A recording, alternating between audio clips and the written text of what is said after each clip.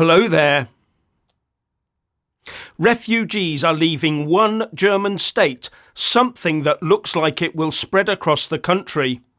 And the reason should have us all worried. Very worried indeed.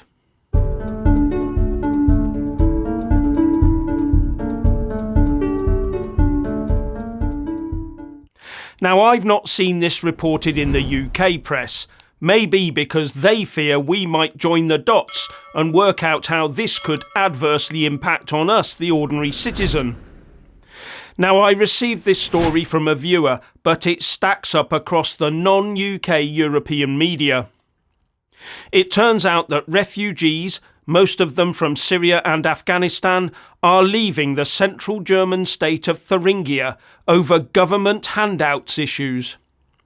Now, this is not about the amount of money they receive. They're not leaving because they aren't getting enough dosh. No, it's because the state has put new rules in place in December that limits where those benefits can be spent. And it's fully enforceable because the German authorities are using the latest card technology to make sure the money is only spent within the state the benefits were derived from. The claimants have to turn up personally to get the card, which can then be used where MasterCard can be used, but only within an area as designated by a personalised map, meaning the money stays in the state and cannot be sent home, for example. As a result, many refugees are upping sticks and moving out. Now, some people might say, "What a great idea! Let's do that here in the UK." But that misses the point. If they can do that to refugees, then they can do it to ordinary Brits. It's called mission creep. The UK government is already talking about monitoring the bank accounts of those on benefits, aren't they? And with a Labour government coming in, the number of people on benefits will ramp up significantly. Think about that one. The number of those potentially being monitored will increase rapidly. And then there's those who trade a few old things they no longer need on the likes of eBay. HMRC wants their details so as to ensure they are not evading their taxes. And think about the pitifully small amount that is. But HMRC has not used landmark legislation passed in 2017 properly to crack down on corporate tax sleaze. Not a single corporation has been charged under the legislation. One rule for, well, you get the idea. And HMRC claims it's because the law is there that corporations have suddenly tidied their act up. Anyway, this move to put benefits on geographically limited cards for refugees isn't some lone German state initiative.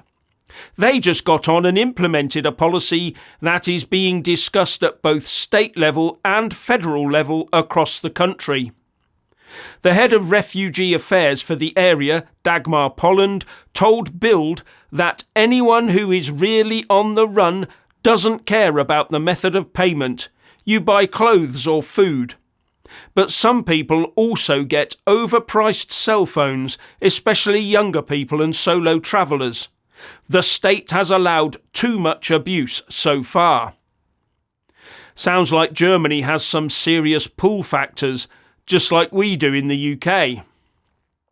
And it also appears that other German states are now looking to emulate this in their own areas. So the exodus of asylum seekers through Germany and eventually out of Germany could well increase in the coming months. And they will be casting around for another likely country, maybe one with a good record of shelling out benefits and quality hotel rooms, together with an opportunity to work in the underground economy or even get a proper job. Wonder where that would be. Now, at the moment, refugees in the UK get their money on Aspen cards and can withdraw cash from cash points. But were we, in the UK, to start handing out these German-style cards, there would be uproar from the usual lefty woke suspects. It would be termed imprisonment by charge card or something. There would be court cases and lawfare about the freedom of movement within the UK, etc., etc., etc. Protests against the use of such fascist, non-woke, non-inclusive and bigoted measures on these poor refugees. But get this, many of those lefty open border types are also net zero fanatics. The same ones who want low traffic neighbourhoods and 15-minute cities and controls on how much travel we can undertake, how much meat, dairy and clothes we can buy, if we're allowed to buy any, that is. These are the same people who would, if they could, impose those German-style cash card area limits on us for their net zero purposes. It's all part of that World Economic Forum style of doublethink. We have to allow millions of people around the world to travel thousands of miles at will to find a Western country that suits their needs, while at the same time berating us Westerners for wanting to leave our locality in case our journey sets off a chain reaction that destroys the planet. Those lefty eco-nutters would gleefully force us to use a system that monitors what we buy to ensure we only bought good, wholesome, planet-saving foods and goods, while not leaving our 15-minute neighbourhoods more often than allowed in the process. Those nutters would happily support the imposition on us of a central bank digital currency, where there is no chance of using cash, where every single transaction is tokenised and valued by the state, and every account can be controlled and even shut down if the state deems it necessary. And central banks around the world are looking to get the ball rolling on these currencies, with many people, including me, being very suspicious of the intentions of these governments that seem so keen on the concept. And if they can limit the activities of refugees in a single German state in this way, then what could they do with a CBDC with its tentacles running into every single life? And no cash-in-hand business, for example. A system where every single transaction has to be conducted via CBDC to be legally enforceable. For example, if you tried to evade the CBDC system by purchasing a car by swapping it for a caravan, because the transaction did not go through the CBDC system, then both items would still be registered with the original owners, whatever you did. So if the new car owner failed to pay the car tax, the original owner would be deemed the guilty party, because they are still the legal owner and keeper, until the CBDC system is updated. It's called tokenization. That's the eventual aim, a list of everything and where it is and who it belongs to, a digital mirror of the real economy where all the legal and financial power lies. And the reaction of those refugees in Germany should be a warning to the rest of us. A warning of how damaging to our liberty those sorts of WEF and UN-inspired controls will turn out to be. But at least one Western leader is on our side. Donald Trump has declared that he is against the formation of a CBDC.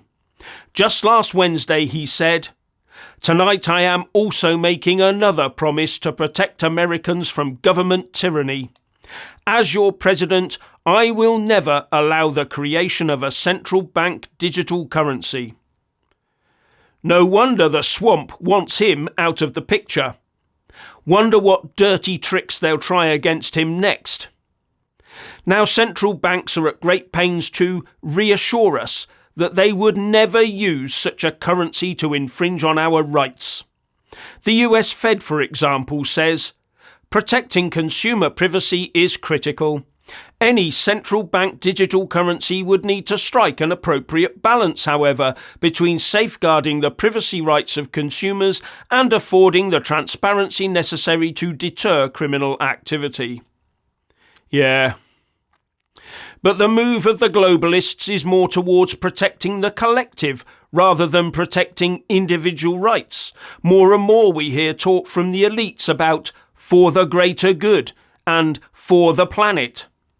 No, their aim is to subjugate the rights of the individual to serve the rights of the collective, their collective, all very socialist, where the ordinary person must endure the salami slicing away of their rights over time to ensure the collective is served. But there will of course have to be a super global elite that ensures this is policed and enforced properly. Won't there?